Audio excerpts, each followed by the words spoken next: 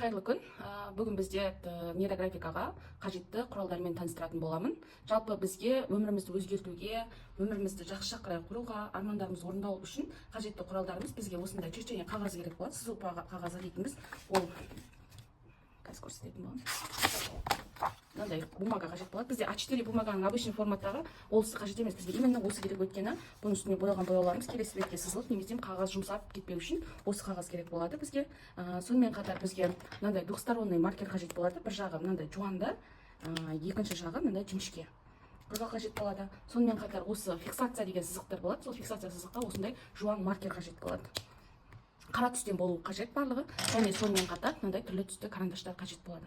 Осы құралдарды пайдалану арқылы сіз өміріңізді 100%-ға өзгертетін боласыздар. Менің парақшама жазылып, тіркеліп өтіңіздер, себебі мен өз парақшамда осы өмірімді өзгерткен көптеген сума қарыздардан шығарған методикалармен сіздермен бөлісетін боламын.